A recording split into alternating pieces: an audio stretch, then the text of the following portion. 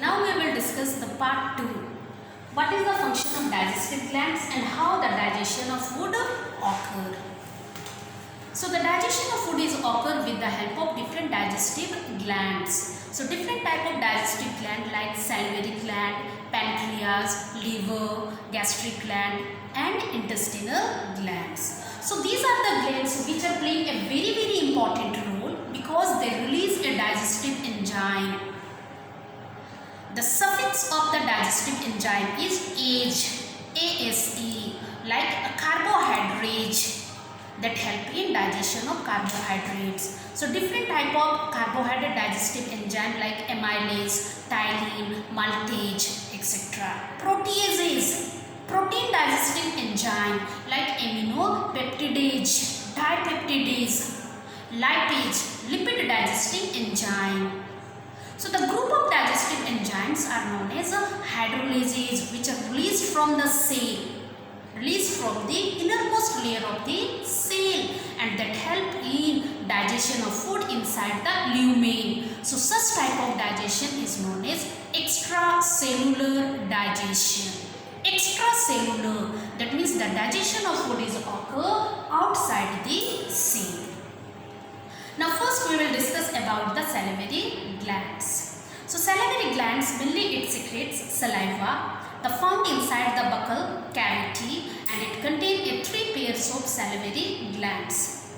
The parotid gland, which is largest and occur nearer to our ear. The second is the sublingual gland, which occur below the tongue, and the third is submaxillary gland, which is occur nearer to our mandibles. So among these 3 types of salivary gland, the parotid gland is the largest gland. Now the next is saliva, that is the derivative form of blood plasma, and daily approximately it released 1.5 liters in our body, and that is slightly alkaline. It contains water, electrolytes, mucin, ptyalin, lysosome and inorganic salt. So mainly it contains a digestive enzyme called ptyalin. The ptyalin is also known as salivary amylase that help in digestion of starch into maltose. Now liver. So liver is the largest gland of the human body and its weight is approximately 1.5 kg. This is bilobed in nature.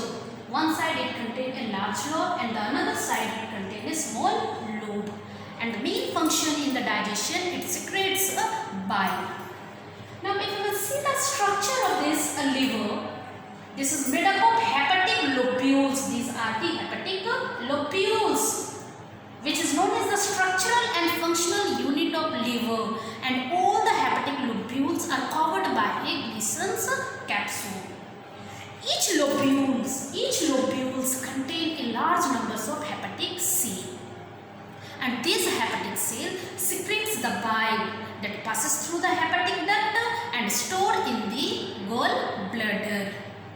Now if you will see the composition of biles, that is the golden composition, okay, or the property of bile, that is golden yellow or greenish fluid, alkaline in nature, and it contains a bile pigment that formed from the product of dead RBC called biliverdin and bilirubin. Okay, that biles mainly it contains the bile salt, cholesterol and phospholipid. Now what is the function of this bile salt? So bile salt it play a very important role in the emulsification of fats. Now what do you mean by emulsification? So though you know that the fats are the large molecules and hydrophobic in nature, so that's why first it will be break down into small fat droplet. That phenomenon is called emulsification. So that means that is the process of breakdown of large size of fat molecules into small size. That phenomenon is called emulsification. Now the next is gallbladder. Okay, so the duct of gallbladder is called cystic duct. Through cystic duct it received the product of pancreas, and the hepatic duct and cystic duct, they both are open into a common duct that is called common bile duct. So this is the common bile duct which is green in color. So this is the common bile duct. Now the gallbladder. Okay, so the bile duct, later what happens, the bile duct, okay, and the pancreatic duct that open together into the duodenum. Again it form another common duct that is called hepatopancreatic duct. And this hepatopancreatic duct, its opening is also regulated by circular and elastic muscles that is called sphincter of Oddi. So this is the sphincter of Oddi. Now the next is pancreas.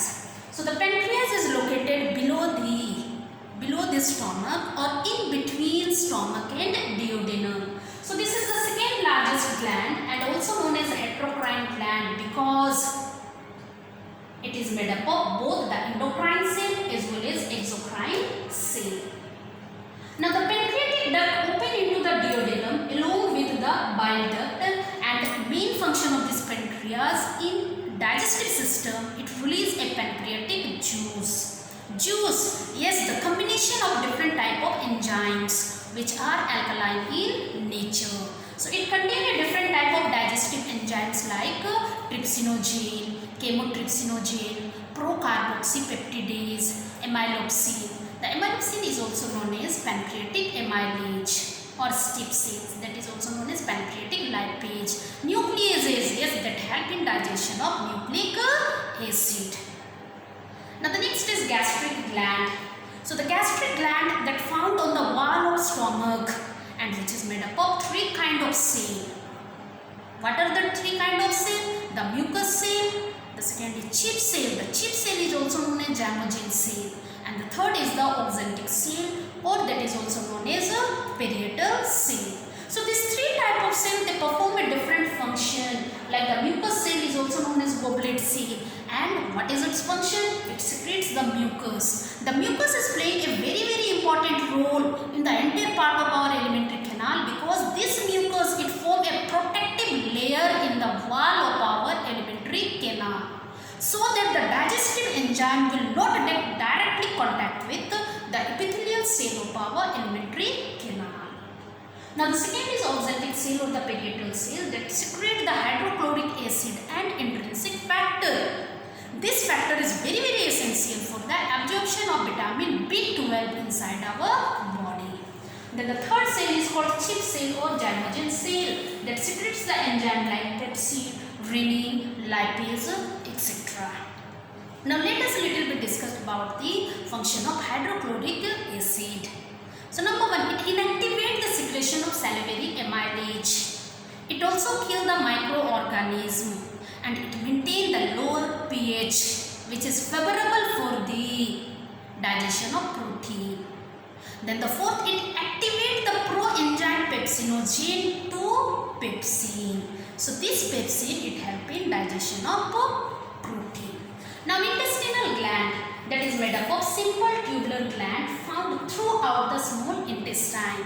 So there are the two type of intestinal gland. One is crypt of Leverkuhn and another is glands of Brunner. So the crypt of Leverkuhn, that is occur in the base of villi. Yes, that is the finger-like structure in the base of villi. What it occur? Crypt of Leverkuhn. Then the next is the gland of Brunner. So the gland of Brunner that occur in the submucosa of the duodenum. Submucosa of the duodenum, and its function is it secretes mucus only. Now intestinal juice, that is also known as succus intricus, that is the collective secretion of intestinal gland which is alkaline in nature and that contain the enzymes like mucus and inorganic salt. So what are the different type of enzyme? Like proteases. The proteases, different type of proteases like aminopeptidase, dipeptidase. Then in amylase it include your maltase, isomaltase, lactase, sucrase, then lipase and enterokinase. So these are the different type of enzymes which are released from the succus intricus. Now let us discuss about its function. So what are the role of this digestive enzyme? So this digestive enzyme help in digestion, where the complex food will be break down into small food substance. That means the chemical changes will be occur in the food. Now how? The teeth and tongue with the help of saliva, first we will masticate the food, mix the food and it form a ball-like structure is called bolus. Now this bolus is entered through the pharynx, then it goes to the esophagus by swallowing or deglutition. Now the digestion, okay, so in stomach it store the food for how many duration? 4 to 5 hours, and the food mixed thoroughly with the acidic gastric juice to form a paste or the semi-liquid like substance called chyme. Now let us first we will discuss about the digestion of carbohydrate. Okay, so the digestion of carbohydrate is start from the buccal cavity, because in buccal cavity the salivary gland is there, it releases the salivary amylase. So 30% of the starch are get digested into maltose. Now the partially digested food will be moved into the stomach. So in stomach there is no digestion of carbohydrate. Then the food will be moved into the next part of the alimentary canal is called small intestine. So in small intestine the starch that means the rest of the 70% of the starch that will get contact with pancreatic amylase and form a maltose. So maltose is the disaccharide. Now this maltose contact with maltase and it form a 2 molecules of glucose. Like that lactose is also the disaccharides. When it come in contact with lactase, it form a glucose and galactose.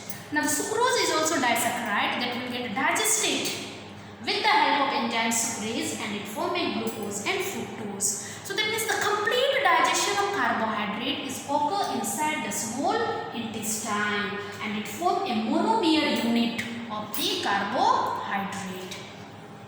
Now the next is digestion of protein.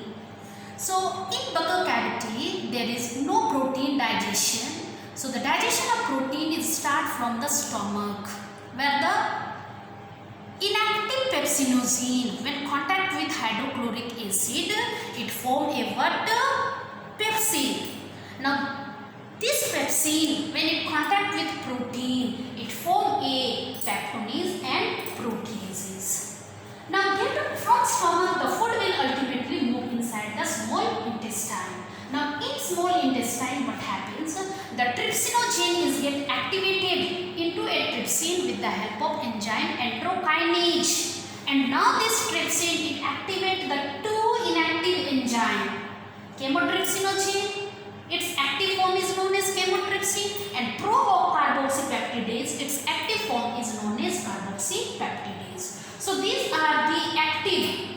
Now this active trypsin, chymotrypsin, carboxypeptidase, they digest the protein, peptone, proteases into dipeptide.